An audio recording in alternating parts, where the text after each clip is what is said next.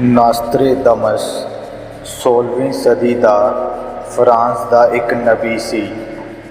ਉਹ ਨਾ ਸਿਰਫ ਨਬੀ ਸੀ ਬਲਕਿ ਇੱਕ ਡਾਕਟਰ ਅਤੇ ਅਧਿਆਪਕ ਵੀ ਸੀ। ਉਹਨਾਂ ਨੇ ਪਲੇਗ ਵਰਗੀਆਂ ਬਿਮਾਰੀਆਂ ਦਾ ਇਲਾਜ ਕੀਤਾ। ਆਪਣੀਆਂ ਕਵਿਤਾਵਾਂ ਵਿੱਚ ਉਹਨਾਂ ਨੇ ਭਵਿੱਖ ਦੀਆਂ ਘਟਨਾਵਾਂ ਬਾਰੇ ਦੱਸਿਆ ਹੈ। ਬਹੁਤੇ ਅਕਾਦਮਿਕ ਅਤੇ ਵਿਗਿਆਨਿਕ ਸਰੋਤ ਦੱਸਦੇ ਹਨ ਕਿ ਸੰਸਾਰ ਦੀਆਂ ਘਟਨਾਵਾਂ ਅਤੇ ਨਾਸਤ੍ਰੇਦਮਸ ਦੇ ਸ਼ਬਦਾਂ ਦੇ ਵਿਚਕਾਰ ਦਰਸਾਏ ਗਏ ਸੰਬੰਧ ਵੱਡੇ ਪੱਧਰ 'ਤੇ ਗਲਤ ਵਿਆਖਿਆ ਦਾ ਨਤੀਜਾ ਹਨ ਜਾਂ ਇੰਨੇ ਕਮਜ਼ੋਰ ਹਨ ਕਿ ਉਹਨਾਂ ਨੂੰ ਅਸਲ ਭਵਿੱਖ ਬਾਰੇ ਦੱਸਣ ਦੀ ਸ਼ਕਤੀ ਦੇ ਸਬੂਤ ਵਜੋਂ ਪੇਸ਼ ਕਰਨਾ ਬੇਕਾਰ ਹੈ। ਕੁਝ ਗਲਤ ਵਿਆਖਿਆਵਾਂ ਜਾਣ-ਬੁੱਝ ਕੇ ਵੀ ਕੀਤੀਆਂ ਗਈਆਂ ਹਨ। ਇਸ ਦੇ ਬਾਵਜੂਦ 20ਵੀਂ ਸਦੀ ਵਿੱਚ ਨਾਸਤ੍ਰੇਦਮਸ ਦੀਆਂ ਕਥਿਤ ਭਵਿੱਖਬਾਣੀਆਂ ਆਮ ਲੋਕਾਂ ਵਿੱਚ ਬਹੁਤ ਮਸ਼ਹੂਰ ਹੋ ਗਈਆਂ। ਹਜ਼ਾਰਾਂ ਸਾਲ ਪਹਿਲਾਂ ਭਵਿੱਖ ਦੀਆਂ ਚੀਜ਼ਾਂ ਦੀ ਘੋਸ਼ਣਾ ਕਰਨ ਲਈ ਮਸ਼ਹੂਰ ਨਾਸਤ੍ਰੇਦਮਸ 14 ਦਸੰਬਰ 1503 ਨੂੰ ਫਰਾਂਸ ਦੇ ਇੱਕ ਛੋਟੇ ਜਿਹੇ ਪਿੰਡ ਸੈਂਟ ਰੇਮੀ ਵਿੱਚ ਪੈਦਾ ਹੋਏ ਸੀ। ਉਹਨਾਂ ਦਾ ਨਾਮ ਮਿਸ਼ੇਲ ਡੀ ਨਾਸਤ੍ਰੇਦਮਸ ਸੀ। ਬਚਪਨ ਤੋਂ ਹੀ ਉਹਨਾਂ ਨੂੰ ਪੜ੍ਹਾਈ ਵਿੱਚ ਵਿਸ਼ੇਸ਼ ਰੁਚੀ ਸੀ ਅਤੇ ਉਹਨਾਂ ਨੇ ਲਾਤੀਨੀ, ਯੂਨਾਨੀ ਅਤੇ ਇਬਰਾਨੀ ਭਾਸ਼ਾਵਾਂ ਤੋਂ ਇਲਾਵਾ ਗਣਿਤ, ਸਰੀਰ ਵਿਗਿਆਨ ਅਤੇ ਜੋਤਿਸ਼ ਸ਼ਾਸਤਰ ਵਰਗੇ ਰਚਨਾਤਮਕ ਵਿਸ਼ਿਆਂ ਵਿੱਚ ਵਿਸ਼ੇਸ਼ ਮੁਹਾਰਤ ਹਾਸਲ ਕੀਤੀ ਹੋਈ ਸੀ। ਨਾਸਤ੍ਰੇਦਮਸ ਨੇ ਬਚਪਨ ਤੋਂ ਹੀ ਭਵਿੱਖਬਾਣੀ ਕਰਨੀ ਸ਼ੁਰੂ ਕਰ ਦਿੱਤੀ ਸੀ। ਜੋਤਿਸ਼ ਵਿੱਚ ਉਹਨਾਂ ਦੀ ਵੱਧ ਰਹੀ ਰੁਚੀ ਨੇ ਉਹਨਾਂ ਦੇ ਮਾਪਿਆਂ ਨੂੰ ਚਿੰਤਤ ਕਰ ਦਿੱਤਾ ਕਿਉਂਕਿ ਕੱਟੜਪੰਥੀ ਈਸਾਈ ਉਸ ਸਮੇਂ ਇਸ ਵਿੱਦਿਆ ਨੂੰ ਚੰਗੀ ਨਜ਼ਰ ਨਾਲ ਨਹੀਂ ਵੇਖਦੇ ਸਨ। ਜੋਤਿਸ਼ ਵਿਗਿਆਨ ਤੋਂ ਉਹਨਾਂ ਦਾ ਧਿਆਨ ਹਟਾਉਣ ਲਈ ਉਹਨਾਂ ਨੂੰ ਮੈਡੀਕਲ ਸਾਇੰਸ ਦਾ ਅਧਿਐਨ ਕਰਨ ਲਈ ਮੌਂਟਪੋਲੀਅਰ ਭੇਜਿਆ ਗਿਆ, ਜਿੱਥੇ ਉਹਨਾਂ ਨੇ 3 ਸਾਲ ਦੀ ਪੜ੍ਹਾਈ ਪੂਰੀ ਕੀਤੀ ਅਤੇ ਨਾਸਤ੍ਰੇਦਮਸ ਇੱਕ ਡਾਕਟਰ ਬਣ ਗਏ। 23 ਅਕਤੂਬਰ 1529 ਨੂੰ ਉਹਨਾਂ ਨੇ ਮੌਂਟਪੋਲੀਅਰ ਤੋਂ ਹੀ ਆਪਣੀ ਡਾਕਟਰੇਟ ਪ੍ਰਾਪਤ ਕੀਤੀ ਅਤੇ ਉਸੇ ਯੂਨੀਵਰਸਿਟੀ ਵਿੱਚ ਇੱਕ ਅਧਿਆਪਕ ਬਣ ਗਏ। ਆਪਣੀ ਪਹਿਲੀ ਪਤਨੀ ਦੀ ਮੌਤ ਤੋਂ ਬਾਅਦ ਉਹ 1547 ਵਿੱਚ ਯੂਰਪ ਚਲੇ ਗਏ ਅਤੇ ਐਨ ਨਾਮ ਦੀ ਮਹਿਲਾ ਨਾਲ ਦੂਜਾ ਵਿਆਹ ਕੀਤਾ। ਇਸ ਸਮੇਂ ਦੌਰਾਨ ਉਹਨਾਂ ਨੇ ਇੱਕ ਨਬੀ ਵਜੋਂ ਇੱਕ ਖਾਸ ਨਾਮ ਕਮਾਇਆ। ਇੱਕ ਕਥਾ ਅਨੁਸਾਰ ਇੱਕ ਵਾਰ ਨਾਸਤ੍ਰੇਦਮਸ ਆਪਣੇ ਦੋਸਤ ਨਾਲ ਇਟਲੀ ਦੀਆਂ ਸੜਕਾਂ 'ਤੇ ਘੁੰਮ ਰਹੇ ਸੀ।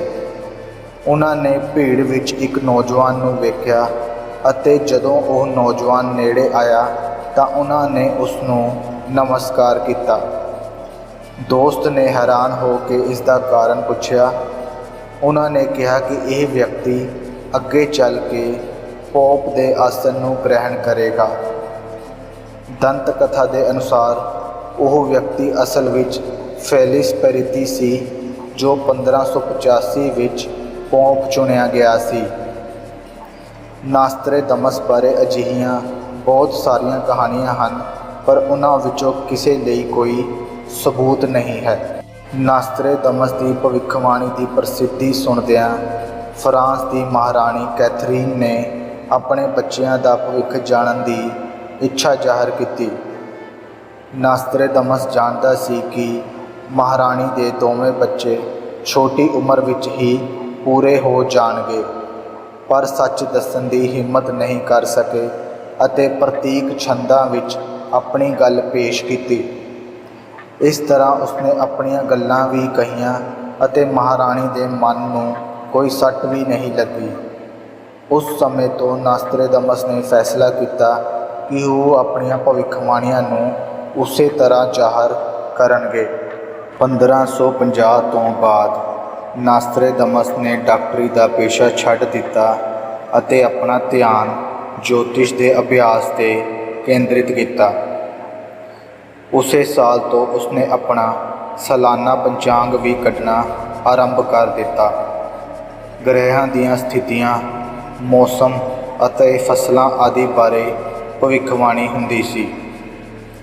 ਕਿਹਾ ਜਾਂਦਾ ਹੈ ਕਿ ਉਹਨਾਂ ਵਿੱਚੋਂ ਬਹੁਤ ਸਾਰੀਆਂ ਭਵਿੱਖਬਾਣੀਆਂ ਸੱਚ ਸਾਬਿਤ ਹੋਈਆਂ।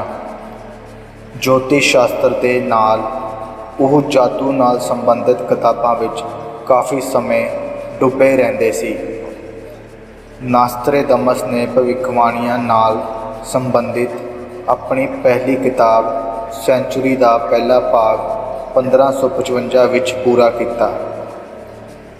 ਇਸ ਦਾ ਪਹਿਲਾਂ ਫ੍ਰੈਂਚ ਵਿੱਚ ਪ੍ਰਕਾਸ਼ਨ ਹੋਇਆ ਅਤੇ ਬਾਅਦ ਵਿੱਚ ਅੰਗਰੇਜ਼ੀ, ਜਰਮਨ, ਇਤਾਲਵੀ, ਰੋਮਨ, ਯੂਨਾਨੀ ਭਾਸ਼ਾਵਾਂ ਵਿੱਚ ਪ੍ਰਕਾਸ਼ਨ ਹੋਇਆ। ਇਸ ਕਿਤਾਬ ਨੇ ਫਰਾਂਸ ਵਿੱਚ ਇੰਨਾ ਤਹਿਲਕਾ ਮਚਾ ਦਿੱਤਾ ਕਿ ਇਹ ਪੁਸਤਕ ਮਹਿੰਗੀ ਹੋਣ ਦੇ ਬਾਵਜੂਦ ਵੀ ਹੱਥੋਂ ਹੱਥ ਵਿਕ ਗਈ। ਉਸ ਦੇ ਕੁਝ ਦੁਭਾਸ਼ੀਏ ਮੰਨਦੇ ਹਨ ਕਿ ਪਹਿਲੇ ਵਿਸ਼ਵ ਯੁੱਧ, ਨੈਪੋਲੀਅਨ, ਹਿਟਲਰ ਅਤੇ ਕੈਨੇਡਾ ਆਦਿ ਨਾਲ ਜੁੜੀਆਂ ਘਟਨਾਵਾਂ ਇਸ ਪੁਸਤਕ ਦੀਆਂ ਕਈ ਆਇਤਾਂ ਵਿੱਚ ਸਾਫ਼ ਤੌਰ 'ਤੇ ਵੇਖੀਆਂ ਜਾ ਸਕਦੀਆਂ ਹਨ। ਦੁਭਾਸ਼ੀਏ ਦਾ ਦਾਅਵਾ ਹੈ ਕਿ ਤੀਸਰੇ ਵਿਸ਼ਵ ਯੁੱਧ ਦਾ ਪੂਰਵ ਅਨੁਮਾਨ ਅਤੇ ਨਾਸਤਰੇਦਮਸ ਦੀਆਂ ਕਈ ਆਇਤਾਂ ਵਿੱਚ ਵਿਸ਼ਵ ਦੀ ਤਬਾਹੀ ਦੇ ਸੰਕੇਤਾਂ ਨੂੰ ਸਮਝਣ ਵਿੱਚ ਸਫਲਤਾ ਮਿਲੀ ਹੈ। ਬਹੁਤੇ ਅਕਾਦਮਿਕ ਅਤੇ ਵਿਗਿਆਨਿਕ ਸਰੋਤ ਕਹਿੰਦੇ ਹਨ ਕਿ ਇਹ ਵਿਆਖਿਆਵਾਂ ਗਲਤਫਹਿਮੀ ਦਾ ਨਤੀਜਾ ਹਨ ਅਤੇ ਕੁਝ ਗਲਤੀਆਂ ਜਾਣ-ਬੁੱਝ ਕੇ ਕੀਤੀਆਂ ਗਈਆਂ ਹਨ। ਨਾਸਤਰੇਦਮਸ ਦੀ ਜ਼ਿੰਦਗੀ ਦੇ ਆਖਰੀ ਸਾਲ ਬਹੁਤ ਸਾਰੇ ਦੁੱਖਾਂ ਵਿੱਚੋਂ ਲੰਘੇ। ਫਰਾਂਸ ਦਾ ਨਿਆਂ ਵਿਭਾਗ ਉਸ ਦੇ ਖਿਲਾਫ ਜਾਂਚ ਕਰ ਰਿਹਾ ਸੀ ਕਿ ਕੀ ਉਸਨੇ ਅਸਲ ਵਿੱਚ ਜਾਦੂ ਟੋਣੇ ਦਾ ਸਹਾਰਾ ਲਿਆ ਸੀ। ਜੇ ਇਹ ਦੋਸ਼ ਸਾਬਿਤ ਹੋ ਜਾਂਦਾ ਤਾਂ ਉਹ ਸਜ਼ਾ ਦੇ ਹੱਕਦਾਰ ਹੁੰਦੇ, ਪਰ ਜਾਂਚ ਨੇ ਇਹ ਸਿੱਟਾ ਕੱਢਿਆ ਕਿ ਉਹ ਕੋਈ ਜਾਦੂਗਰ ਨਹੀਂ ਸੀ ਬਲਕਿ ਜੋਤਿਸ਼ ਵਿੱਦਿਆ ਦਾ ਮਾਸਟਰ ਸੀ। ਉਨ੍ਹੀਂ ਦਿਨੀਂ ਉਹ ਇੱਕ ਰੋਗ ਨਾਲ ਗ੍ਰਸਤ ਹੋ ਗਏ। ਸਰੀਰ ਵਿੱਚ ਇੱਕ ਫੋੜਾ ਹੋ ਗਿਆ ਜੋ ਕਿ ਲੱਖ ਉਪਚਾਰ ਦੇ ਬਾਅਦ ਵੀ ਠੀਕ ਨਹੀਂ ਹੋਇਆ। ਉਹਨਾਂ ਨੂੰ ਆਪਣੀ ਮੌਤ ਦਾ ਆਭਾਸ ਹੋ ਗਿਆ ਸੀ। ਇਸ ਲਈ ਉਹਨਾਂ ਨੇ 17 ਜੂਨ 1566 ਨੂੰ ਆਪਣੀ ਵਸੀਅਤ ਤਿਆਰ ਕਰਵਾਈ। 1 ਜੁਲਾਈ ਨੂੰ ਉਸਨੇ ਪਾਦਰੀ ਨੂੰ ਬੁਲਾਇਆ ਅਤੇ ਆਪਣੇ ਅੰਤਮ ਸੰਸਕਾਰ ਲਈ ਨਿਰਦੇਸ਼ ਦਿੱਤੇ। 2 ਜੁਲਾਈ 1566 ਨੂੰ ਇਸ ਮਸ਼ਹੂਰ ਨਬੀ ਦੀ ਮੌਤ ਹੋ ਗਈ। ਕਿਹਾ ਜਾਂਦਾ ਹੈ ਕਿ ਉਹਨਾਂ ਨੇ ਆਪਣੀ ਮੌਤ ਦੀ ਮਿਤੀ ਅਤੇ ਸਮੇਂ ਦੀ ਪਹਿਲਾਂ ਹੀ ਭਵਿੱਖਬਾਣੀ ਕੀਤੀ ਹੋਈ ਸੀ। ਇੱਕ ਵਿਆਖਿਆ ਦੇ ਅਨੁਸਾਰ ਨਾਸਤਰੇਦਮਸ ਦੁਆਰਾ ਉਸ ਦੇ ਸੰਬੰਧ ਵਿੱਚ ਕੀਤੀਆਂ ਗਈਆਂ ਕੁਝ ਭਵਿੱਖਬਾਣੀਆਂ ਵਿੱਚੋਂ ਇੱਕ ਇਹ ਸੀ ਕਿ ਉਸ ਦੀ ਮੌਤ ਤੋਂ ਲਗਭਗ 225 ਸਾਲ ਬਾਅਦ ਕੁਝ ਸਮਾਜ ਵਿਰੋਧੀ ਅਨਸਰ ਉਸ ਦੀ ਕਬਰ ਖੋਦਣਗੇ ਅਤੇ ਉਸ ਦੇ ਬਚੇ ਹੋਏ ਅਵਸ਼ੇਸ਼ਾਂ ਨੂੰ ਕੱਢਣ ਦੀ ਕੋਸ਼ਿਸ਼ ਕਰਨਗੇ, ਪਰ ਤੁਰੰਤ ਉਹਨਾਂ ਦੀ ਮੌਤ ਹੋ ਜਾਵੇਗੀ। ਇਹ ਬਿਲਕੁਲ ਸਹੀ ਵਾਪਰਿਆ ਸੀ। ਫ੍ਰੈਂਚ ਇਨਕਲਾਬ ਤੋਂ ਬਾਅਦ 1791 ਵਿੱਚ 3 ਲੋਕਾਂ ਨੇ ਨਾਸਤਰੇਦਮਸ ਦੀ ਕਬਰ ਖੋਦੀ ਜਿਨ੍ਹਾਂ ਦੀ ਤੁਰੰਤ ਮੌਤ ਹੋ ਗਈ।